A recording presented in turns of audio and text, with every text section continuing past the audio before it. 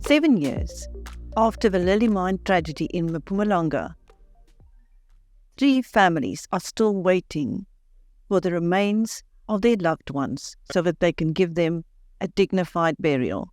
We speak to family spokesperson, Mr Harry Mazibuko. Welcome, sir. Thank you very much for having me, and greetings to the listeners and viewers. Sir, you were at the mine on the day of the tragedy. Please tell us what happened. On the 5th of February, like any other normal days, we arrived there at the mine because me personally, I was working as a full-time health and safety representative, safeguarding the safety of the employees. So on that day, the 5th of February 2016, when we arrived at the mine, so I had to go and conduct a safety meeting at the mechanical workshop. Along the way, I met Youvonne. Youvonne is one of the steel trapped colleagues of ours. She was working at the lamp room, in a ship container used as a lamp room. So Youvonne said to me, you guys out of the union, our reps, you don't represent us well, because I've talked to that particular person to handle my issue, because apparently Youvonne was promoted to a senior LAMS officer. So I said, no, Youvonne, give me a couple of minutes. I'm going to conduct a safety meeting. Then I'll come to the lamp room and hear your crisis and take it further to the management. Then I went to the workshop to conduct a safety meeting. Then after I walked straight, going to attend to Youvonne to the lamp room. Along the way, my colleagues, they've called that, no, the general manager he needs us in a meeting. So I said, no, I'm going to attend to Youvonne crisis, the issues of the union. I refused to go to that particular meeting. While approaching meters away towards the lamp room, my senior called the chief safety officer and said, Harry, who is paying you? I said, it's the company. I said, no, now the general manager, it's a command. You must come to Babrook Mine so that we have a meeting with the general manager. Then when I met the U-turn, I heard a huge bang sound. But it's usually in the mining industry that there are sounds, funny sounds. I thought maybe they were dropping something there.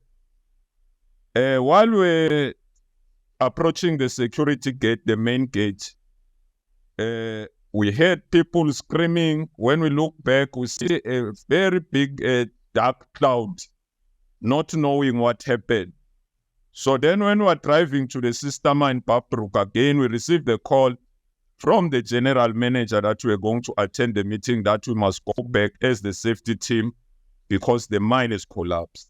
Then I realized it's the sound that I've heard. When we go back, you cannot see even the sinkhole, you'll see nothing. It was just a very big dark cloud. Then after 20 to 30 minutes, the dust settled down, then we see a very huge opening, a sinkhole. The container is normal. Some other structures, including the transformers and the water tanks, they are normal. Then we see that, no, now we are in trouble. 76 of our colleagues were already underground. And we were very much fortunate on that day, including myself, because if it wasn't the scheduled meeting with the general manager, I should have been talking to Youvonne outside the container. Maybe myself, today, maybe I was not going to be having this conversation. So normally the night shift, they finish late to do the so-called shift clearance. At that time, around 8 o'clock when the mine collapsed, usually most of the days, 90%, the 76 people, they used to be sitting, waiting outside the lamp room. They fetch their camp lamps and the rescue pack. waiting for the shift clearance. So we were fortunate on that day that the night shift finished earlier, because we should have been today talking 79 of our colleagues. Fortunately, the 76, they survived through the secondary escape route, which was the vent shaft, fortunately. So that's what transpired on that day. Till to date, it's a day that I will never forget in my entire God-given life. It's a day that changes our life completely from to west. Because we are having this conversation today, we are still unemployed. Our monies, outstanding monies, they are still owed to us. Because remember, you know that South Africa, there are no job opportunities. It's a job opportunity scarce country. So the 5th of February 2016, it's a day in the history even of our country that we'll never forget, whether we like it or not. So that's what transpired on that date. Now, why have the bodies of those in the container not yet been recovered? Yeah, it's a galaxy of reasons. One, it's because the mine management, vantage management, our employer, they are not willing for the container to be retrieved. They are not willing that we can find Youvonne, Pretty, and Solomon. Why I'm saying that? On 2017, DMRE, as the regulator, they've conducted an inquiry. The findings of the inquiry were that the mine collapsed due to negligence. Why? Because they were rock engineers, experts, they've won the mine management. There are emails of those communication that vantage management, you need to consider shifting the entrance of the mine where it collapsed to another area, because the rock is unstable. That was 2013. Upon they didn't consider that for reasons I don't know. Then the DMRE inquiry recommended that the CEO, the general manager, and the COO be prosecuted because they didn't comply, they didn't listen to the warning of the experts. That is not me saying that, is DMRE, our government, our relevant department in government.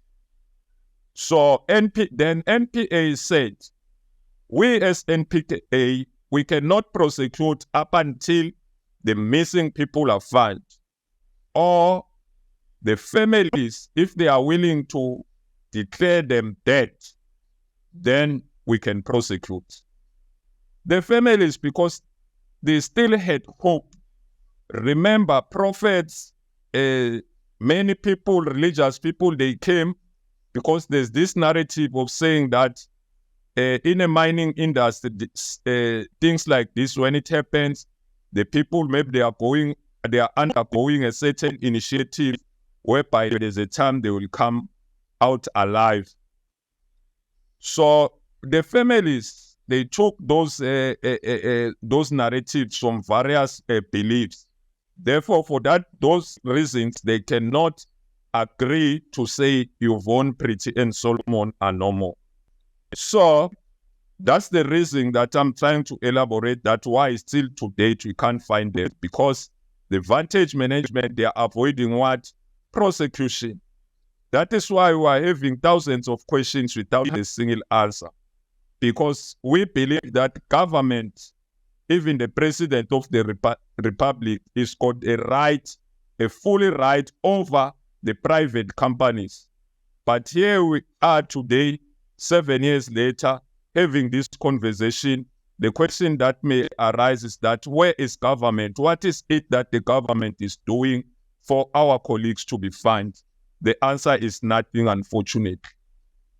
I can take you to 2010. There was an incident in Chile where 33 miners were trapped over 688 meters underground.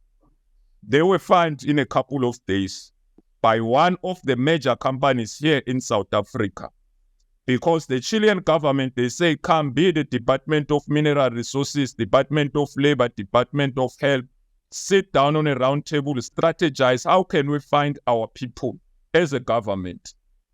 Here we are today, we're talking a container that is less than 70 meters underground. 7 years later, still we cannot find that container. And what is the government saying? The then Minister of Mineral Resources, Mosebenzi Zwane, arrived at the man in 2017 and said the families will be compensated with a 200,000 rand per family. The 76 survivors will be compensated with a 50,000 rand each. Today is no longer a minister. There are no answers. Those promises were not honored. Again, the then Premier of Mpumalanga, Mr. Mabuza, who was now the Deputy President of the Republic, made promises to say, you as employees, leave the mine management alone. Me being the Premier of the province, I'll engage with the vantage management. At the meantime, as employees, I'm going to bring a project of RDP houses for time being so that you will be part of that for survival. Unfortunately, even that was comrades. It was opportunities for the comrades, not us as employees. Today, if we ask Mr. Mabuza, how far are you with the engagement of the management? It doesn't want to talk Lily Mine issue. This now sitting Minister Kwedemandash on national television, he said, we as government, we've got nothing to do with the damage that is caused by the private company. What is it that you can offer as government? It cannot respond to our call. Now, on May Day this year, 2 million rand, I don't know from where, was spent by the ANC and the Tripartite Alliance. Without consultation with the families, we have seen posters on the street that the Secretary-General of ANC, Mr Fikile Mbalula, is coming to commemorate, to celebrate the Workers' Day in Lily Mine. And then on that day, he made promises, he made commitment that within 3 months, the issue of Lily Mine will be solved. Unfortunately, not trying to get to him because 3 months has passed now. There's nothing. And on that date, the families, together with the traditional leader, the Chief T.S. Lamin, he said in a meeting that I was part of together with the families that while camping outside the mine, we mustn't make noise, we mustn't bring sound system. But on May Day, the Tripartite Alliance led by Fikile Mbalula, they came with big sound. Thousands of people went past us as the families and go there and made their presentation. Today, they are nowhere to be found. So I've quoted governmental ministers, including the Premier, that came and made promises. So I don't know what is happening with this issue with our government. So there's no will, there's no political will for them to be found, because initially the DMRE said the container cannot be retrieved. But through the intervention of Mr. Herman Mashaba, the president of ActionSA, through the process called PIA Act, we requested information as to ask the DMRE what informed your decision to say that the container cannot be found. They failed to provide a substantial reason as to why they say that, and finally they said the container is retrievable. There's a lot of betrayal, there's a lot of trauma to us as the families by our own elected government. So me personally, I do not believe now at this point in time, because of this issue in question, that we do have a government. Yes, we have portfolios and offices, but we do not have a government. This government doesn't serve the people, doesn't care. Youvounne pretend Solomon, they went to work in the mine legally. They were tax-paying people. Since they've clocked in on the 5th of February 2016 till to date, they don't get an off, they don't go to leave. Day and night they are working at Lily Mine. Yet our government is quiet about that. Why can't we copy the Chilean government and find our people who are less than 70 meters underground? Because DMRE, not me saying that the container is retrievable. There's a company, Akomanzi, that is committed, that is presented to before us as the families, the proof of funding and the detailed plan as to how and when, how long is going to get to the level 4 and find the container. But the vantage management, they are playing hide and seek up and down in court. And as we're having this conversation, they've appealed again a ruling that ruled against the business rescue practitioners that they must consider Akomanzi as the largest independent creditors. I'm talking now 7 judges in court. They are ruling the same thing over and over again, and they are appealing. And our government saying nothing. So we don't know where to go. We really appreciate the efforts and the intervention of ActionSA by providing legal representatives on our behalf, because we've achieved that DMRE. They say the container is retrievable now. And we never had an engagement with the business rescue practitioners, but through that intervention, we met with Mr. Rob Deveras in Sentin, and we asked them questions, and he said, no, it's the companies. Him as the officer of the court has got nothing to do. But the court is ruling against the business rescue practitioners, but Vantage is appealing. And remember, I must say this, that we're not familiar with the processes of business rescue. They were brought to us and say, here is the person and individual who's going to assist you to find closure for your outstanding to be paid. So when we read, it was improper, because procedurally, they should have engaged with us as the families, the management, that now this is the route that we are going to consider. And there are some things that I'm scared to mention now, but it's there through our internal investigation, because we find that even the business rescue practitioners, there was a time where they were offered 18 million rand by the Vantage management. So if you can ask, what is it that the business rescue practitioners has done to rescue the business? The answer is nothing, to be fair to myself and everybody. The Vantage management have hired criminals to come and torture us, because they are saying that we and the families, by camping outside the mine, were making noise, were exposing their lies. There was a time where I had to run for hiding, because hitmen were hired to gun me down, because they believe I'm the cause to make the families fight for their rights. So on April 2021, known individuals, they come to our camp daylight and burn our camp down. They say we must go home, sent by Vantage management.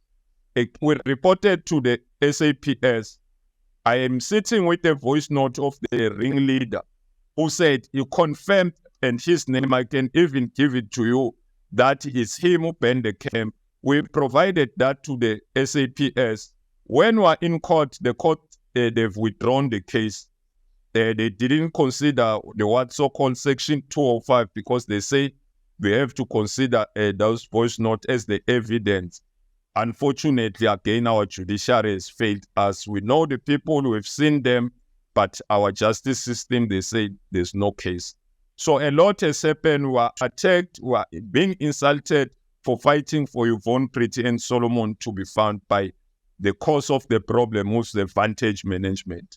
So according to me, if you may ask, what is it that you believe that can be done? The President of the Republic, Honorable Cyril Ramaphosa, he's got all the powers and the responsibility to call all the cabinet ministers, including them, the business rescue practitioners, and say, let's sit down on the right table. Vantage, what's your problem? Akomans, do you have the man? Let us focus on finding our missing people. Then we can talk another issues of laws and business ownership after that. So we are not happy families because of the lies from our authorities in government who are left alone, who are still waiting for the courts, not knowing when are we going to find a closure. Thank you. That was Mr. Harry Mazibuko, the family spokesman for the families of 3 of a Lily Mine tragedy victims whose bodies have still not been recovered.